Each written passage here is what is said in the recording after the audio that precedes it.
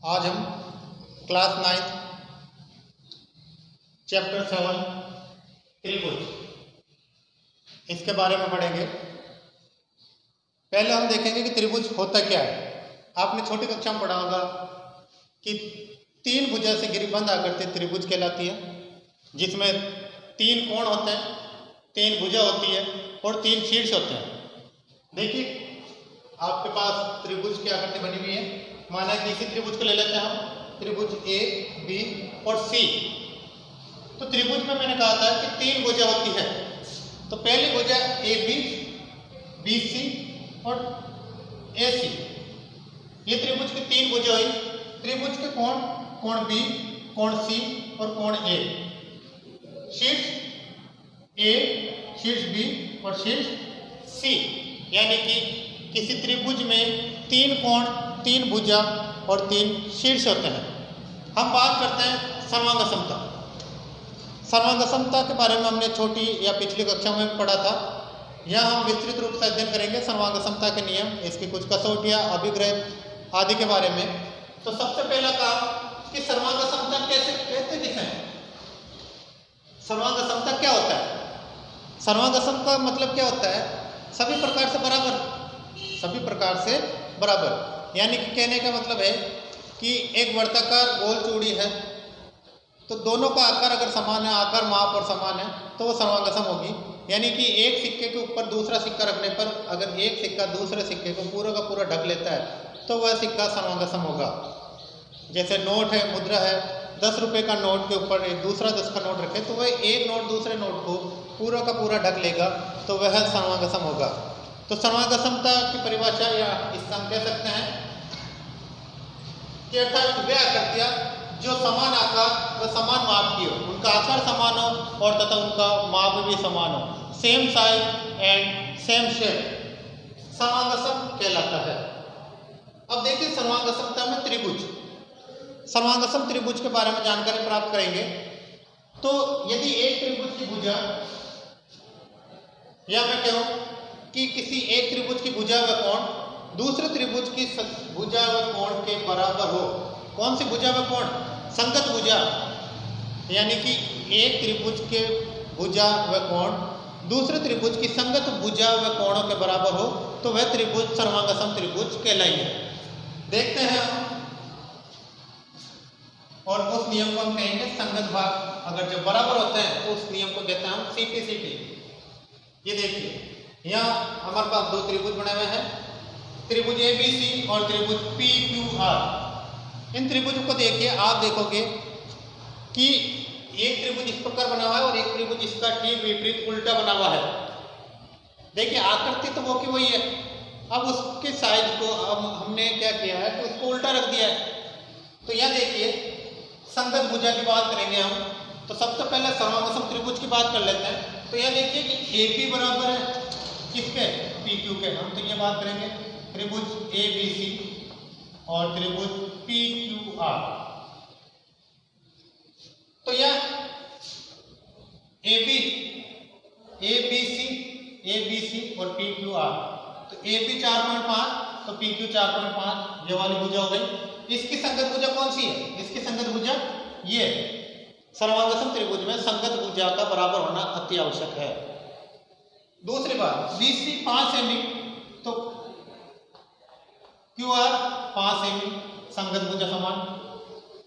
ए सी 4 semi तो P R 4 semi, संगत भुजा समान। जब इनके संगत भुजा समान है तो कोण ए बराबर होगा कोण किसके? कोण पी के, संगत कोण।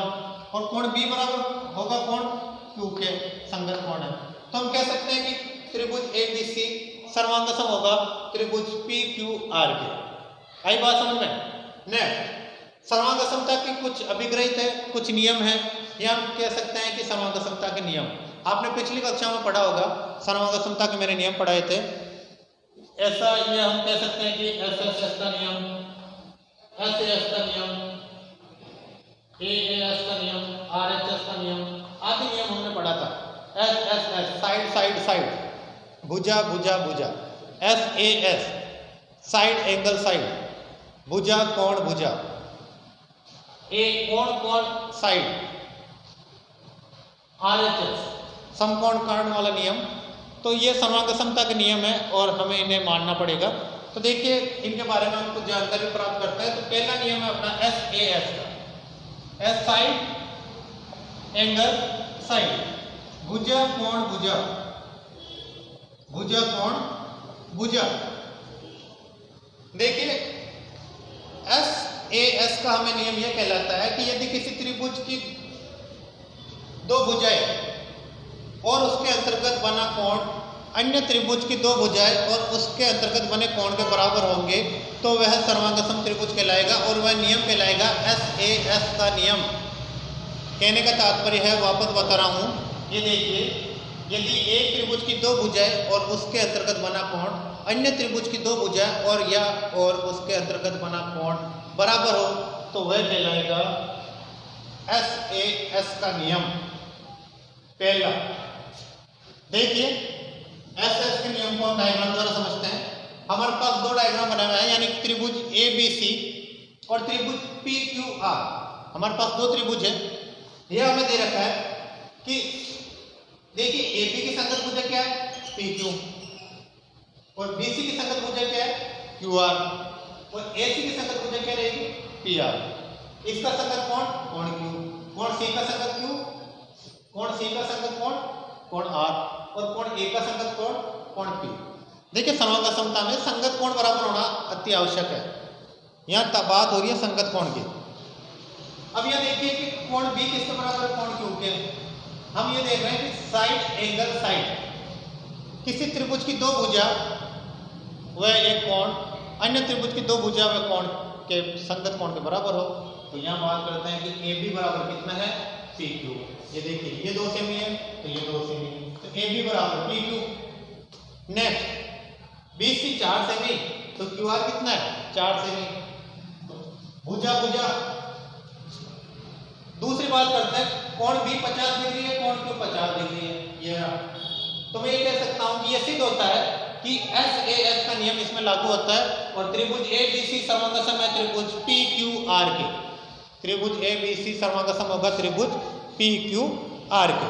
नेक्स्ट ASA का नियम, एंगल साइड एंगल, कोण भुजा कोण। देखिए इसके बारे में नियम को मैंने लिखा है कि दो त्रिभुज सर्वांगसम होंगे यदि एक त्रिभुज के दो कोण और उनके अंतर्गत भुजा दूसरे त्रिभुज के दो कोण और उसकी अंतर्गत भुजा के बराबर। पिछले नियम में हमने दो भुजा और कोण देखा था। यहाँ देखिए यदि एक त्रिभुज के दो कोण और उनके अंतर्गत भुजा दूसरे त्रिभुज के दो कोण और उनके अंतर्गत भुजा के बराबर हो तो वह त्रिभुज सर्वांगसम कहलाएंगे। नियम ASA का सर्वांगसमता का नियम कहलाएगा। देखिए हमारे पास आकृति बनी हुई त्रिभुज दो है ABC और DEF। यहाँ कोण B बराबर है कोण E के, कोण B बराबर है कोण E के, कोण C बराबर है कोण F के, कोण C बराबर है कोण F के, और इस भुजा दोनों कोणों के अंतर्गत भुजा BC बराबर है भुजा EF के। इसलिए हम कह सकते हैं कि ASA के नियम के अनुसार त्रिभुज ABC सर्वांगसम होगा त्रिभुज ABC सर्वांगसम होगा त्रिभुज DEF। क्लियर? नेक्स्ट SSS का नियम, भुजा भुजा भुजा। एक त्रिभुज की तीनों भुजा किसी अन्य त्रिभुज की तीनों भुजा के बराबर हो तो वह सर्वांगसम होंगे। कौन सी भुजा? संगत भुजा, संगत भुजा के बराबर। ये आकृति देख लेते हैं हम। ये त्रिभुज और ये त्रिभुज, AB की संगत भुजा PQ, BC की संगत भुजा QR और AC की संगत भुजा PR, यानी कि तीनों भुजाएं समान है। ये वाली बात कर रखी है मैंने, इसी नियम का SSS का नियम। RHS समकोण त्रिभुज आप जानते हो 90 डिग्री का कोण, उसमें कर्ण होगा। तो दो समकोण त्रिभुज में त्रिभुज एक त्रिभुज का कर्ण वह भुजा दूसरे त्रिभुज के कर्ण वह एक भुजा के बराबर हो तो वे त्रिभुज सर्वांगसम होंगे। इसे हम कह सकते हैं कि RHS का नियम, समकोण कर्ण भुजा का नियम। ये नियम हमें याद रखने होंगे। साथ ही कुछ और अभिप्रेत भी है, कुछ उन नियमों को भी याद रखना होगा। जैसे समद्विबाहु त्रिभुज, समद्विबाहु त्रिभुज होता क्या है? सम यानी समान, या मैं ये कहता हूँ कि त्रिभुज के प्रकार भुजा के आधार पर। तो भुजा के आधार पर त्रिभुज कितने प्रकार के होते हैं?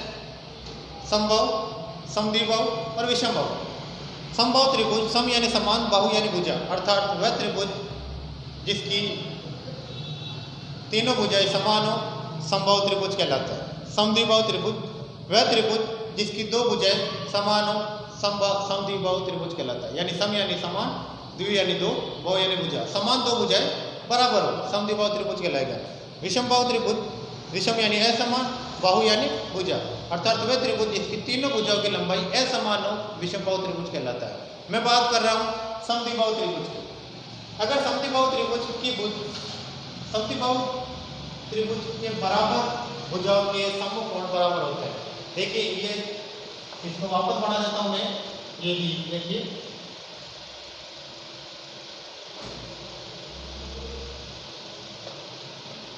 माने कि 7 सेमी, ये 7 सेमी है और ये 5 सेमी। कहने का मतलब है कि समद्विबाहु त्रिभुज, दो भुजा समान है, ये भुजा बराबर है इसके, ये भुजा बराबर है इसके, तो इसके सम्मुख कोण ए बी सी, इस भुजा का सम्मुख कोण ये वाला और इस भुजा का सम्मुख कोण ये वाला, तो ये दोनों कोण भी बराबर होंगे। मतलब ये है कि अगर त्रिभुज समद्विबाहु त्रिभुज है, यानी कि उनकी दोनों भुजाएं समान है, तो उन समान भुजाओं के सम्मुख कोण, यानी कि समान भुजाओं के सम्मुख कोण भी क्या होंगे? बराबर होंगे। तो ऐसी भुजा के ठीक सामने वाला कोण भी बराबर होगा किसके? ए बी भुजा के ठीक सामने वाले कोण सी, दोनों कोण भी बराबर होंगे। इन नियमों को आपको याद रखना होगा।